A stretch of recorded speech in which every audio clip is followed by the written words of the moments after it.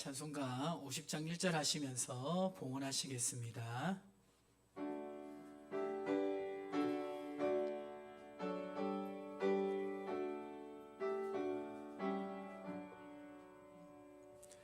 내게 있는 모든 것을 아낌없이 드리네. 사랑하고 의지하여 주만 따라 살리라. 주께 드리네. 주께 드리네. 사랑하는 구주 앞에 모두 드리네. 아멘.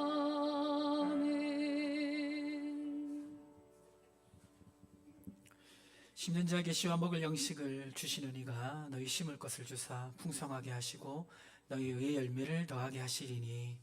하나님 아버지, 오늘 예배의 자리에 우리의 몸과 마음을 드리고 또 우리 물질을 우리 손으로 담아 하나님께 드리게 하심을 감사합니다.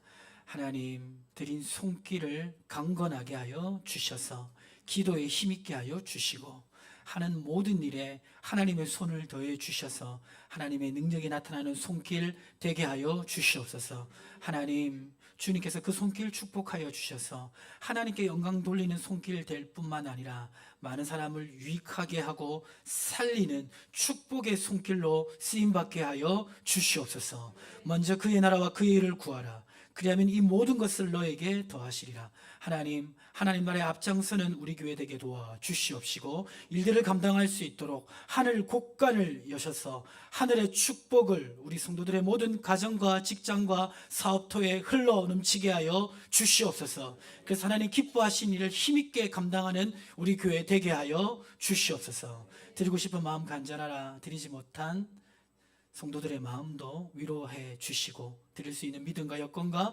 환경을 허락하여 주옵소서. 감사하며 예수님의 이름으로 축복하며 기도하옵나이다. 아멘.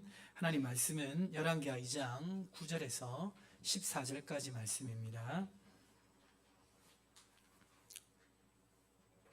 열왕기하 2장 9절에서 14절까지 말씀 한 절씩 교독합니다. 건너매 엘리야가 엘리사에게 이르되 나를 내게서 데려감을 당하기 전에 내가 내게 어떻게 할지를 구하라. 엘리사가 이르되 당신의 성령이 하시는 역사가 갑절이나 내게 있게 하소서 하는지라. 이르되 내가 어려운 일을 구하는도다. 그러나 나를 네게서 데려가시는 것을 네가 보면 그 일이 내게 이루어지려니와 그렇지 아니하면 이루어지지 아니하리라 하고. 두 사람이 길을 가며 말하더니 불수레와 불말들이 두 사람을 갈라놓고 엘리야가 해오리 바람으로 하늘로 올라가더라. 엘리사가 보고 소리 지르되 내 아버지여 내 아버지여 이스라엘 병거와 그 마병이여 하더니 다시 보이지 아니하는지라.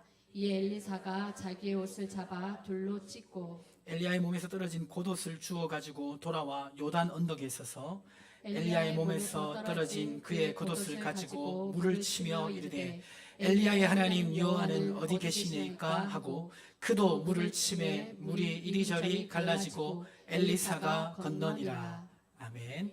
에바다 성가대 찬양 읽겠습니다.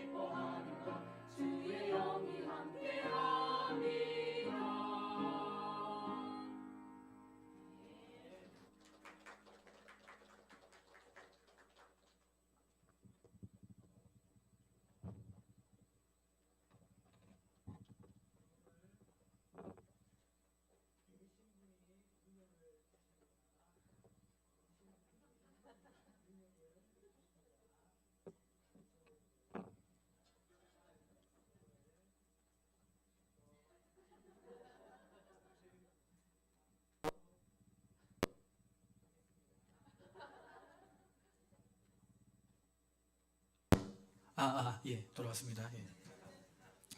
1998년, 1988년입니다. 1988년 당시 14살의 바둑신동 이창호는 스승 조훈영과 첫 대결을 벌였습니다. 졌습니다. 그 다음에 다시 두 번의 대국을 벌였는데요. 역시 두 번 다 졌습니다. 그런데 마지막 경기에서 그냥 진 게 아니라 3대 1로 졌습니다. 그 다음에 16살의 나이로 이창호는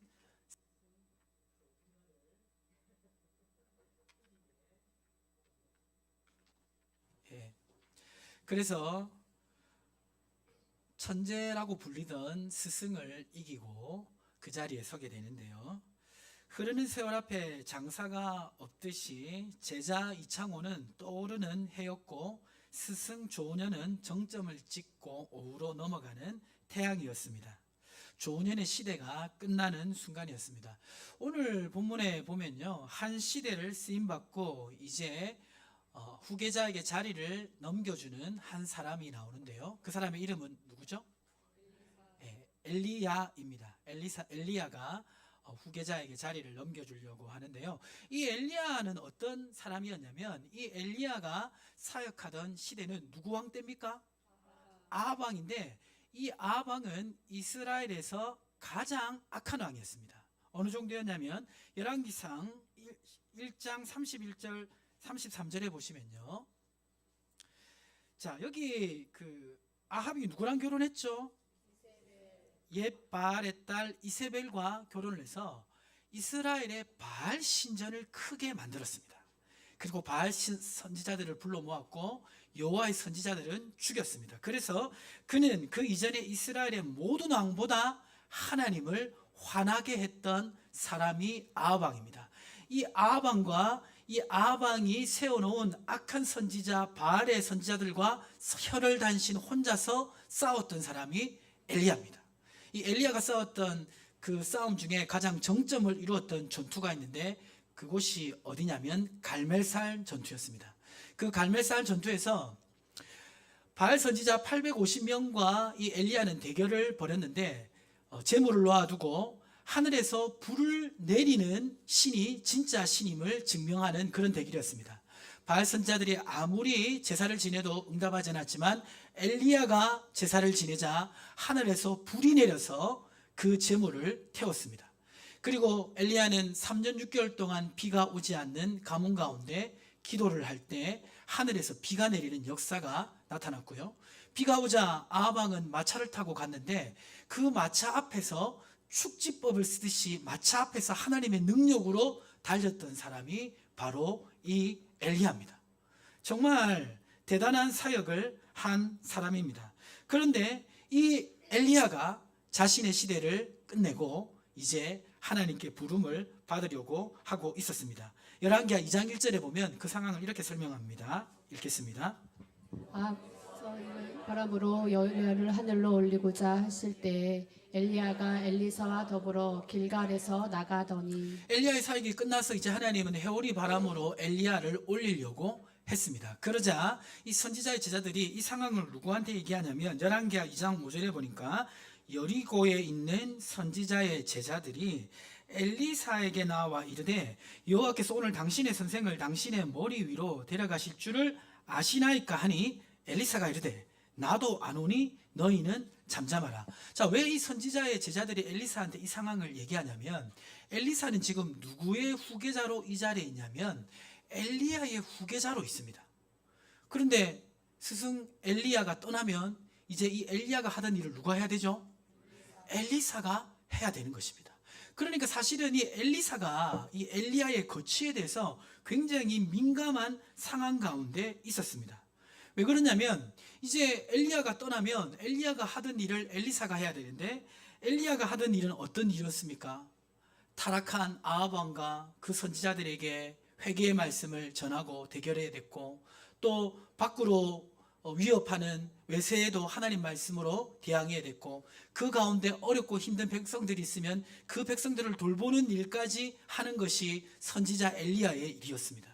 그런데 그 일을 이어서 엘리사가 해야 됐는데 상황은 더 좋지 않았습니다. 더욱더 이스라엘은 타락해 갔고요. 외세 공격은 아람의 득세로 말미암아 아람 나라가 강해지면서 더욱더 강해졌습니다. 이러한 힘든 사역을 스승 엘리야가 하다가 하나님께 뭐라고 기도했죠? 나 이제 그만 데려가십시오. 나 뭐 하고 싶습니다? 죽고 싶습니다. 이렇게 우울증이 심하게 걸릴 정도로 이 엘리야가 탈진한 상황이었습니다. 그런데 그것을 이어서 사역을 누가 감당해야 되냐면 엘리사가 감당해야 되는 것입니다. 엘리사는 당황스러웠습니다. 왜냐하면 스승이 떠날 날이 다가왔다는 것을 알았기 때문입니다. 열왕기하 2장 6절에 보면 이렇게 말하고 있습니다. 2장 6절에 보니까 엘리야가 또 엘리사에게 이르되 청하건대 너는 여기 머물라. 여호와께서 나를 요단으로 보내시느니라 하니 그가 이르되 여호와께서 살아계심과 당신의 영혼이 살아있음을 두고 맹세하노니 내가 당신을 떠나지 아니하겠느다 하는지라. 이에 두 사람이 가니라. 분명 스승이 떠날 날이 얼마 남지 않았는데 스승은 어느 지역으로 가면서 이 엘리사를 두고 가려고 하고 있습니다. 하지만 엘리사는 엘리야를 놓을 수가 없었습니다. 언제 스승이 떠날지 모르고 떠나고 나면 그 다음 사역을 자기가 감당해야 되는데 자기는 아직 그만한 능력이 없다라고 생각했기 때문입니다. 우리가 크리스찬으로서 살아가다 보면 엘리사와 같은 자리에 서 있을 때가 있습니다. 예수님의 제자들이 물고기를 잡다가 제자가 된 것처럼 우리도 어느 날 예수를 믿고 하나님의 자녀가 되었습니다. 그렇죠? 하나님의 자녀로서 하나님 주시는 신분과 권세를 가지게 된 것은 너무나 감사한 일이지만 또 한편으로는 우리를 불러주신 그 부르심의 자리에서 감당할 사명이 생겨나게 됐습니다. 예수를 믿는 우리는 하나님이 불러주신 자리가 있는데요. 가정에서 우리를 불러주신 자리가 있고요. 교회에서 우리를 불러주신 자리가 있습니다. 사회에서, 직장에서 우리를 불러주신 자리가 있습니다. 하나님께서 사명을 감당하라고 그 자리에 우리를 불러주셨습니다. 하나님께서 가정에서, 교회에서, 사회에서, 직장에서 여러분을 부르신 자리는 어디입니까? 그리고 여러분이 그 자리에서 해야 될 사명은 무엇입니까? 부르신 자리가 어디입니까? 해야 될 사명은 무엇입니까? 그 부르심의 자리를 감당하기에 넉넉하십니까? 가정에서 우리는 어느 날 남편과 아내로 부르심을 받았습니다. 그렇죠? 부부로서 부르심을 받았습니다. 감당하기에 넉넉하십니까? 어느 날 우리도 모르게 결혼을 하고 나면 부모가 됩니다. 부모로서 자녀를 감당하기에 아이고 뭐 자녀 정도는 뭐 이렇게 그냥 누워서 그렇습니까? 죽을 것처럼 힘들죠? 쉽지 않습니다. 취업을 하고 나면 처음엔 기분 굉장히 좋아요. 취업했다면서. 근데 막상 직장 생활하면 어떤 마음이 듭니까?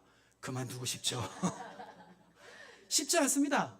그 부르심의 자리 쉽지 않습니다. 어느 날 우리는 예수를 믿어서 교회에서 또 나름대로 직분을 가지고 맡겨진 일을 감당합니다.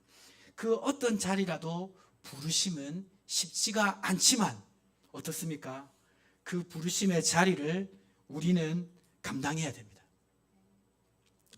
엘리사처럼 부르심의 자리에 서 있지만 그 부르심을 감당할 능력이 없는 것 같은 우리 삶 가운데 하나님이 주시는 말씀은 무엇입니까? 오늘 엘리사를 하나님이 어떻게 인도하는지 함께 보면서 그것을 살펴보기를 원합니다. 첫 번째, 하나님께서 부르신 자리에서 그 부르심을 감당하기 위해서 우리가 기억해야 될 것, 첫째 한번 읽어보겠습니다. 시작. 하나님의 주권으로 부르심 받았음을 기억해야 합니다. 자, 무엇으로 부르심을 받았습니까? 하나님의 주권으로 우리가 부르심 받았다는 것을 기억해야 우리를 불러주신 그 부르심의 자리를 감당할 수가 있습니다. 오늘 이 엘리야와 엘리사는 요단에 가게 되는데요. 요단에 갔을 때 엘리야는 드디어 제자 엘리사에게 의미심장한 말씀을 합니다. 열왕기하 2장 9절에 보니까 이렇게 말하고 있습니다. 건너매 엘리야가 엘리사에게 이르되 나를 내게서 데려감을 당하기 전에 내가 내게 어떻게 할지를 구하라. 드디어 이제 엘리야가 떠날 시점이 더 가까이 온 것입니다. 그래서 스승 엘리야는 자기가 떠날 것을 직감했습니다. 그래서 엘리야에게 내가 떠나기 전에 너한테 필요한 것을 구하라 라고 말한 것입니다. 엘리사 입장에서는 아직 준비가 안 된 것 같은데 엘리야는 이제 떠난다라고 말하고 있습니다. 이러한 상황에 놓인 엘리사가 기억해야 될 중요한 진리가 있는데 그것은 무엇이냐면 지금 엘리사가 이 엘리야의 제자로 이 자리에 서 있는 것이 바로 하나님의 주권에 의해서 이루어졌다는 것을 기억하는 것입니다. 열왕기상 19장 16절에 보면 엘리야가 엘리사를 부를 때 장면을 기록하고 있는데요. 우리 남성분들만 크게 한번 읽어보겠습니다.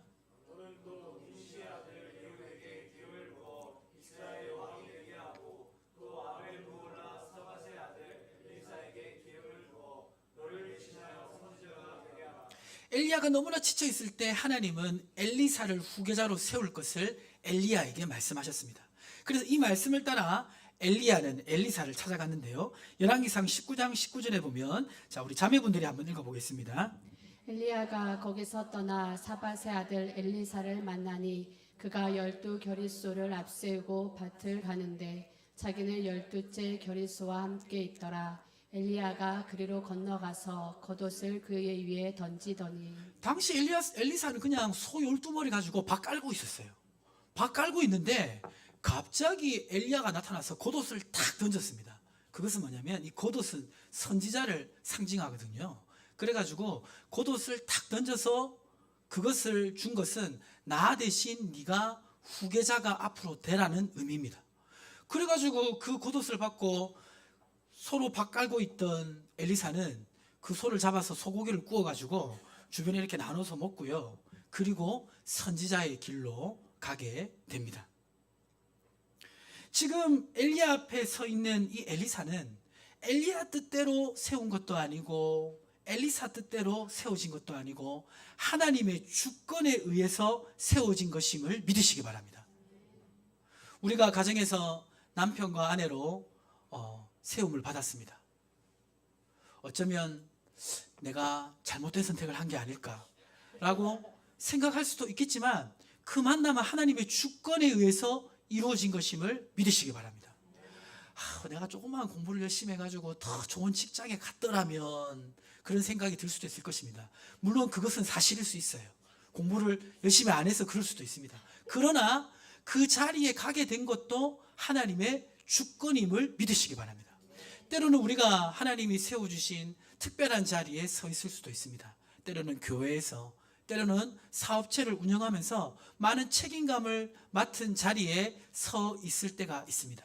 그런데 우리가 그 자리에서 부르심을 감당하기 위해서 깨달아야 될 중요한 진리는 뭐냐면 그 부르심이 하나님으로부터 왔다는 것입니다. 아닌데요, 목사님. 아니에요. 지금 이 자리에 이렇게 오게 된 것은 하나님 부르심이 아니라 나의 결정 때문이에요. 나의 실수 때문이에요. 나의 부족함 때문이에요. 내가 진짜 어떤 정말 마음을 잘못 먹어서 이 자리에 온 것이에요 라고 생각되시는 분들도 있으시죠? 예, 그거 맞습니다. 예, 그거 맞아요. 그런데 중요한 것은 뭐냐면 하나님의 주권이란 것은 그러한 나의 선택 위에 있다는 것입니다.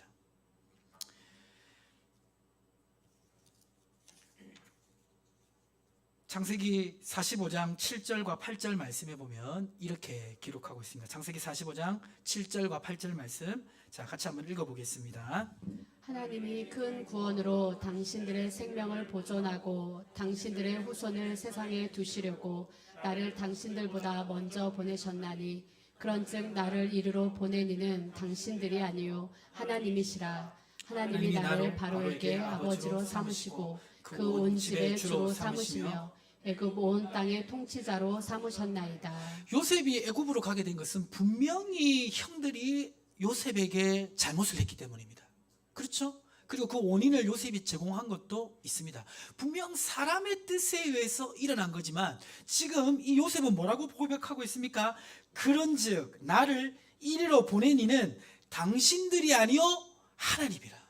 하나님의 주권에 의해서 왔다. 사람들의 판단과 결정들이 있었지만 그 위에 하나님이 주권이 있었는데, 그 주권은 어떤 주권이냐면 45장 7절에 보니까 하나님이 큰 구원으로 당신들의 생명을 보존하고 당신들의 후손을 세상에 두시려고 나를 당신들보다 먼저 보내셨나니, 하나님의 구원 계획이 그 위에서 역사했다라고 말하고 있습니다. 예수를 믿으면요, 하나님의 자녀가 됩니다. 하나님의 자녀가 되면 그때부터 하나님의 구원 계획 아래 살아가게 됨을 믿으시기 바랍니다. 사람이 결정과 판단 속에서 움직이지만 그 위에 하나님의 주권이 있습니다. 그래서 우리는 어떤 믿음을 가져야 되냐면, 앞에 PPT 로마서 11장 29절에 보면 이렇게 기록하고 있는데요, 같이 한번 읽어보겠습니다. 시작. 하나님의 은사와 부르심에는 후회하심이 없느니라. 이 믿음이 우리에게 있어야 되는 것입니다. 이 믿음을 가질 때 우리는 어떤 담대한 마음을 가질 수가 있습니까? 그렇지, 지금 내 삶에 하나님의 주권이 있다, 하나님의 부르심이 있다. 하나님이 부르셨으니까 부르신 분이 책임지신다. 부르신 분이 어떤다고요? 예, 저 이 말 참 좋아하는데요. 부르신 분이 책임지신다. 우리 양옆에 계신 분들에게 그렇게 외치겠습니다. 부르신 분이 책임지십니다. 우리가 부르심 자리에서 그 감당하기 위해서 기억해야 될 것은 이처럼 하나님의 주권을 믿어야 됩니다. 두 번째로 부르심의 자리를 감당하기 위해서 기억해야 될 것은 무엇입니까? 무엇이죠? 부르심을 감당할 수 있는 성령의 능력을 구해야 합니다. 부르심을 감당할 수 있는 성령의 능력을 구해야 되는데요, 이렇게 엘리야가 엘리사를 떠나려고 할 때 엘리야는 내가 내게 어떻게 할지를 구하라 라고 엘리사에게 얘기를 합니다. 이렇게 얘기하는 이유는 엘리야도 알고 있었습니다. 지금 엘리사에게 어떤 필요가 있음을 알고 있었고, 자신이 떠나기 전에 무언가 엘리사에게 해줘야 된다는 것을 알고 있었습니다. 자, 그렇게 엘리야가 얘기하자 엘리사가 어떻게 대답했냐면, 열왕기하 2장 9절에 보시면요, 열왕기하 2장 9절 우리 청년들만 한번 읽어보겠습니다.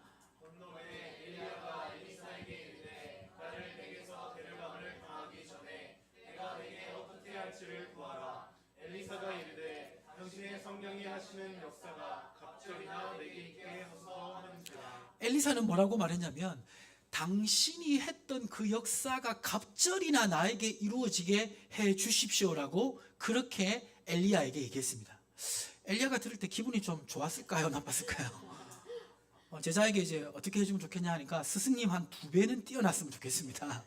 지금 이렇게 보일 수도 있는데요. 지금 이제 이 2배라는 것은 문자적으로 숫자적으로 2배의 의미가 아닙니다. 지금 이 갑절의 영감을 구했다는 정확한 의미는 뭐냐면, 제가 설명에 적었는데요, 갑절의 영감은 숫자적인 2배라는 의미보다도 엘리야 시대보다 더욱 악하여져가는 시대를 감당할 수 있는 능력을 구한 것입니다. 또 악한 시대에 휘둘리지 않고 능히 감당할 수 있는 능력을 구한 것입니다. 그러니까 지금 엘리야 시대가 굉장히 악했지만 엘리사가 살아가는 시대는 더 악한 시대입니다. 더 힘든 시대입니다. 그러니까 그 시대를 앞에서 엘리야가 자신의 시대를 감당했던 것처럼 이제 엘리사가 자기가 사역할 시대를 감당할 수 있는 충분한 능력을 구한 것입니다. 그것이 바로 갑절의 영감의 의미인 것입니다. 자, 그러면 우리가 생각해 볼 것은 뭐냐면, 엘리사가 구한 그 능력, 그 능력의 본질이 무엇인가 우리가 생각을 해봐야 되는데요, 이 한글 성경에 보면 당신의 성령이 하시는 역사가 갑절이나 이렇게 풀어서 설명했는데, 원어를 보면 이렇게 돼 있어요. 뭐라고 돼 있냐면, 영의 2배, 당신의 영의 2배, 또 어떤 의미에서는 영의 두목이라는 의미도 있습니다. 그러니까 엘리야가 가졌던 그 힘, 영적인 힘을 구한 것임을 알 수가 있는 것입니다. 이 영적인 힘은 사람에게서 나오는 힘이 아닙니다. 이 영적인 힘은 하나님이 주시는 힘인데요, 사도행전 1장 8절에 보면 이렇게 말하고 있습니다. 오직 성령이 너에게 임하시면 너희가 권능을 받고 예루살렘과 온 유대와 사마리아와 땅끝까지 이르러 내 증인이 되리라. 그러니까 이 영적인 힘은 단순한 인간적인 영적인 힘이 아니라 하나님의 성령을 통해서 주시는 힘이 바로 이 영적인 힘의 의미인 것입니다. 자, 그러면 이제 이 영적인 힘, 하나님이 주시는 성령의 능력과 우리가 함께 생각해야 될 단어가 있는데요. 그 단어가 뭡니까? 실력입니다. 자, 이 실력이라는 단어를 왜 생각해야 되냐면, 많은 분들이 자신의 실력만 가지고 세상을 이길 수 있다고 생각합니다. 그런데 아셔야 될 것은 뭐냐면요, 우리는 우리의 실력만으로는 세상을 절대 이길 수 없습니다. 왜 그렇습니까? 우리 싸움의 본질이 영적인 싸움이기 때문입니다. 다윗은 왕이 되고 나서 주변의 모든 국가를 압제할 수 있는 능력이 있었습니다. 아무도 다윗에게 대항하지 못했어요. 근데 다윗이 어디서 넘어졌죠? 주변의 나라에 의해서 패배한 것이 아니라 밧세바를 범하는 자신의 욕정을 다스리지 못해서 졌습니다. 우리가 영적 싸움을 할 때, 삶에서 승리할 때 중요하게 기억해야 될 거, 가정과 직장에서 우리 같이 한번 읽어보겠습니다. 가정과 직장에서 우리는 일을 잘해내는 것 이상으로 인격과 인격의 만남 속에서 승리해야 합니다. 이러한 승리는 마음의 지혜와 사랑과 그리스도를 담은 인격으로 가능합니다. 이러한 삶은 영적인 힘을 통해 가능합니다. 성령이 주시는 영적인 힘이 있어야 자신을 다스릴 수 있고 사람들과의 만남에서 인격적으로 승리할 수가 있는 것입니다. 자기 자신을 이기기가 쉬우십니까? 쉽지 않습니까? 쉽지 않죠. 우리 자신을 변화시킬 수 있는 분은 예수님인 줄 믿으시기 바랍니다. 그 제가 옛날에 교회 다니기 전에 이제 알았던 친구를 교회 다니고 나서 만난 적이 있습니다. 만나니까 저를 탁 보더만 그 친구가 이렇게 말하더라고요. 와, 예수가 무섭긴 무섭네. 네가 변한 거 보니까. 그렇게 얘기하더라고요. 우리의 싸움은 단순히 실력만으로는 감당할 수 없는 영역이 분명히 있는 것입니다. 그리고 또 기억해야 될 것이 있는데요. 세상에는 예수를 안 믿고 자기 마음대로 사는 그런 악함이 있음에도 불구하고 나보다 뛰어난 사람이 있습니까? 없습니까? 많습니다. 악하면서 실력 좋은 사람이 엄청 많아요. 그 사람과 실력과 실력만의 대결로 이길 수 있을까요? 실력과 실력으로 대결하면요, 이길 때도 있지만요, 질 때도 많습니다. 우리가 세상에서 이기기 위해서는 실력에 무엇이 더해져야 됩니까? 하나님의 능력이 더해져야 되는 줄 믿습니다. 출애굽기 8장 18절과 19절 말씀 한 절씩 교독하겠습니다. 요술사들도 자기 요술로 그같이 행하여 이를 생기게 하려 하였으나 못하였고 이가 사람과 가축에게 생긴지라. 요술사가 바로에게 말하되 이는 하나님의 권능이니이다 하였으나 바로의 마음이 완악하게 되어 그들의 말을 듣지 아니하였으니 여호와의 말씀과 같더라. 모세와 아론이 애굽 땅에 기적을 행할 때 처음에는 그 기적을 요술사들도 흉내를 냈습니다. 처음엔 차이가 없었어요. 근데 점점점 지나가니까 확실한 차이가 났습니다. 하나님이 함께 하시는 그 권능을 요술사들이 따라잡을 수 없었던 것입니다. 실력과 실력으로 하면 이길 때도 있고 질 때도 있지만 실력에 성령의 능력이 더해지면 승리할 줄 믿습니다. 그래서 우리는 이 세상을 이기기 위해서 무엇을 구해야 되냐면 누가복음 11장 13절에 기록하고 있는데요. 너희가 악할지라도 좋은 것을 자식에게 줄 줄 알거든 하물며 너희 하늘 아버지께서 구하는 자에게 성령을 주시지 않겠느냐. 성령의 능력을 구해야 되는 줄 믿습니다. 자, 그럼 한번 생각해 보세요. 지난 한 주의 삶, 성령의 능력을 구하고 살았습니까? 구했다면 얼만큼 구했습니까? 세상을 이길 만큼 충분히 구했습니까? 그렇지 않다고 느껴진다면 이 말씀을 양옆에 계신 분에게 하시면 좋겠습니다. 아이고, 성령의 능력도 안 구하고 어떻게 세상을 승리하려고 하십니까? 우리 양옆에 계신 분에게 한번 외치겠습니다.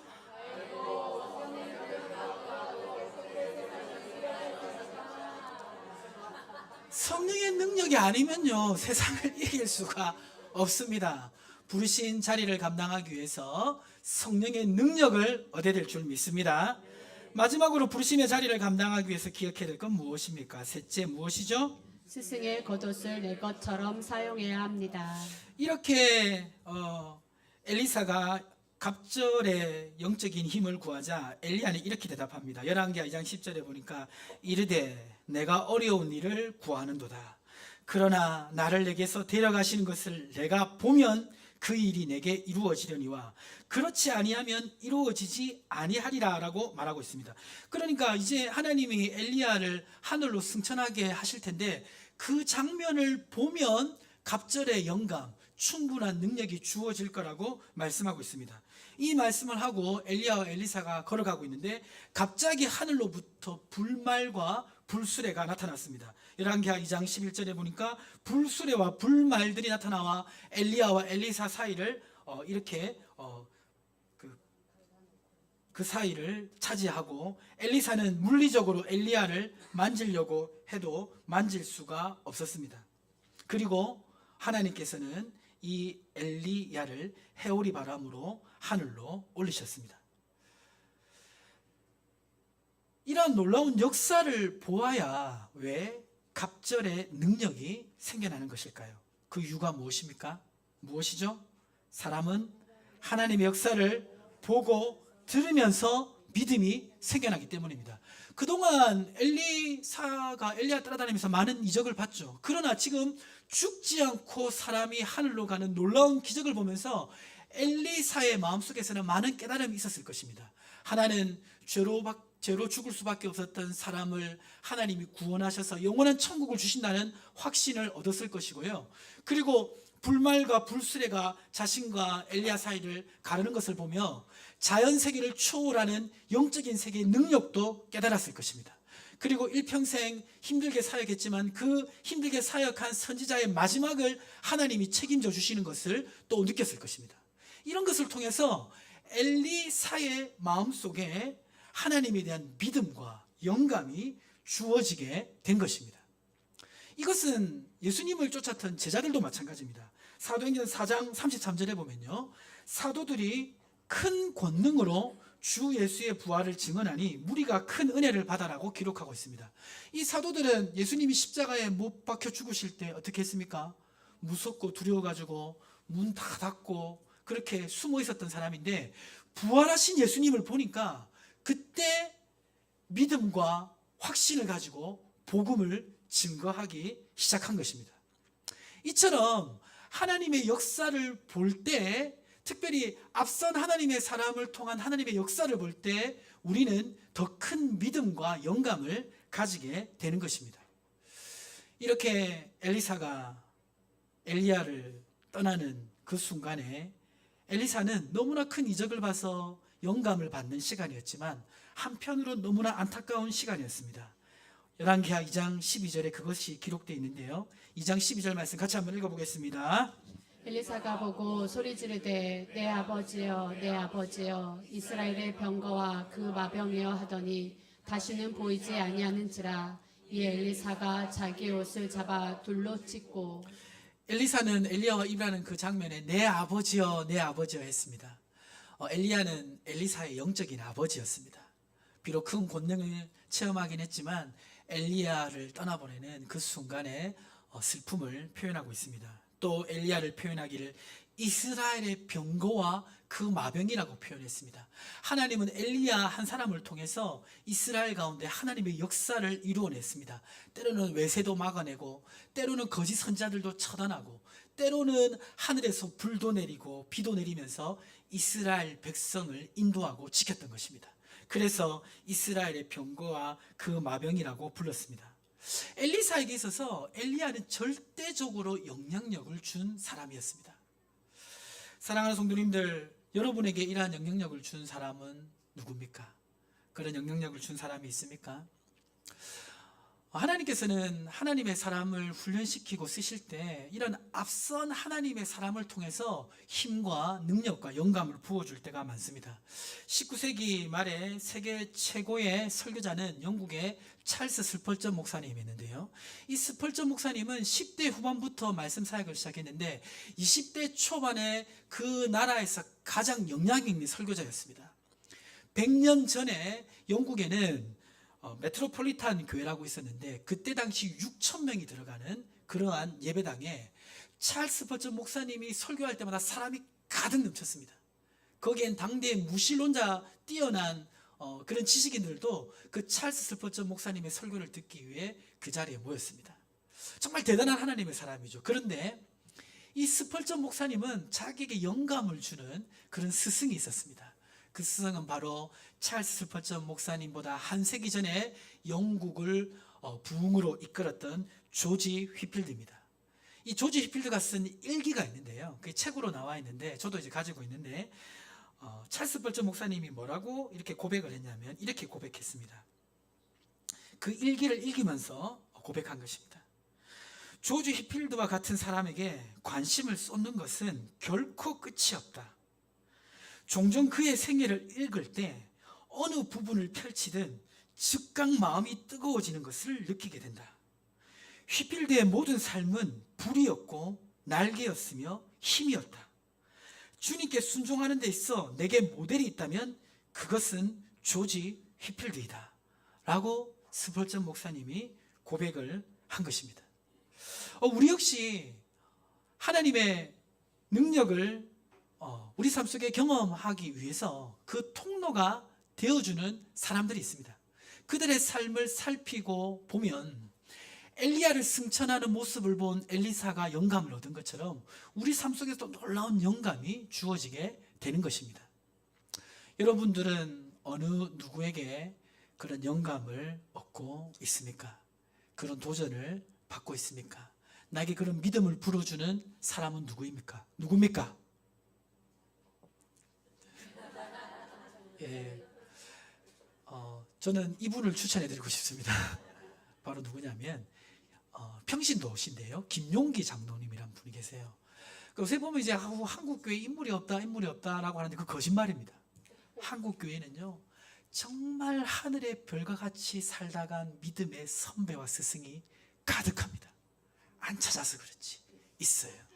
이 김용기 장로님은 이제 그 일제 시대와 이제 해방 이후에 한국의 농촌에 들어가서 가난 농군학교라는 농촌 공동체를 세운 분인데요.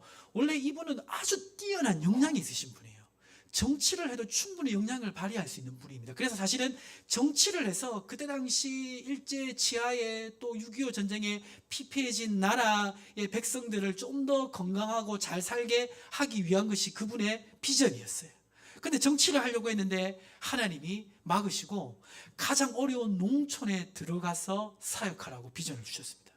그래서 농사꾼이 되어가지고 그때 당시 정말 힘든 우리 대한민국의 농촌에 들어가서 함께 항무지를 개간하고 그리고 이제 그 농작물을 잘 재배하고 보관할 수 있는 그런 방법들을 개발을 해가지고 농촌을 굉장히 부유하게 만들었어요. 그리고 농촌에 있는 그 자녀들, 교육받지 못하는 자녀들에게 좋은 교육을 받을 수 있도록 하면서 농촌을 부유하게 만들고 그렇게 항무지를 그렇게 만들면 그것을 헐값에 팔아버리고 또 다른 항무지를 개척하며 이러한 삶을 살아갔는데요.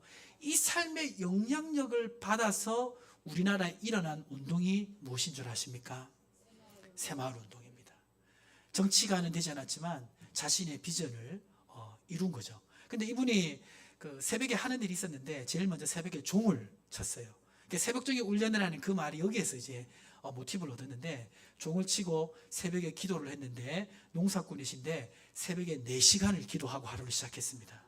근데 그 기도 처세에는 뭐라고 적혀 있는 줄 아십니까? 기도 처세에는 이렇게 적혀 있었습니다. 조국이여 안심하라. 큰 글자로 조국이여 안심하라 글자를 붙여놓고 농사꾼이지만 나라와 민족과 백성들을 품고 기도하면서 자신의 사명을 감당했던 사람들입니다. 이러한 하나님의 사람을 찾아서 보면요 영감을 주세요. 믿음을 주세요. 시대를 감당할 수 있는 능력을 얻게 되는 것입니다. 열왕기하 2장 13절에 보면 엘리야가 떠난 그 다음에 했던 행동이 나타나 있습니다. 열왕기하 2장 13절 말씀 읽어볼까요? 엘리야의 몸에서 떨어진 겉옷을 주워 가지고 돌아와 요단 언덕에 서서 그 겉옷을 주워 가지고 14절에 보니까 엘리야의 몸에서 떨어진 그의 겉옷을 가지고 물을 치며 이르되 엘리야의 하나님 여호와는 어디 계시나이까 하고 그도 물을 치매 물이 이리저리 갈라지고 엘리사가 건너니라. 겉옷을 가지고 물을 치고 건너는 것은 그 전에 스승 엘리야가 했던 겁니다. 그런데 엘리야에게 역사했던 그 하나님을 지금 엘리사도 엘리야를 보고 영향력을 받으니까 똑같이 행하게 되고 똑같이 행하게 될 때 놀라운 역사가 일어나게 되는 것을 보게 됩니다. 이것을 멀리서 보고 있었던 제자들은 이렇게 말했습니다. 열왕기하 2장 15절에 보니까 맞은편 여리고에 있는 선지자의 제자들이 그를 보며 말하기를 엘리야의 성령이 하시는 역사가 엘리사 위에 머물렀다 하고 가서 그에게로 나아가 땅에 엎드려 그에게 경배하고 라고 기록되어 있는 것입니다. 우리가 부르심을 감당하기 위해서는 우리 앞선 하나님의 사람들을 연구할 필요가 있습니다. 그들의 삶을 배울 필요가 있습니다. 그리고 그들에게 역사하셨던 하나님이 나에게 역사하실 줄 믿고 나도 믿음으로 행할 필요가 있습니다. 스승의 겉옷을 내 것처럼 사용해야 하는 것입니다. 말씀을 마무리하도록 하겠습니다. 오늘 우리가 살아가는 부르심의 자리는 쉽지 않습니다. 그러나 그 부르심의 자리를 감당하기 위해서 우리가 기억해야 될 것은 무엇입니까? 첫째, 하나님의 주권으로 우리가 부르심을 받았음을 기억해야 됩니다. 둘째, 부르심을 감당할 수 있는 성령의 능력을 구해야 합니다.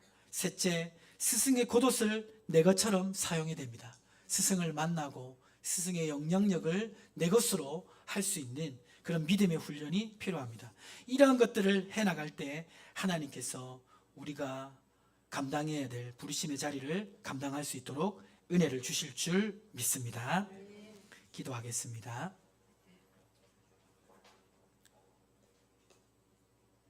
하나님 아버지, 때로는 엘리사와 같이 준비가 안 된 것 같은데 부르심의 자리를 감당해야 될 때가 있습니다. 그러나 부르신 분이 책임지신다는 하나님의 주권을 믿게 하여 주시옵시고 하나님의 능력을 엘리사처럼 구할 수 있게 하여 주시옵소서. 엘리야와 같은 스승을 만날 수 있도록 도와주시고 하나님, 엘리야가 살았던 그 삶을 우리의 삶 속에서도 살아갈 수 있도록 하나님 은혜 베풀어 주시옵소서. 스승의 영향력을 내 것으로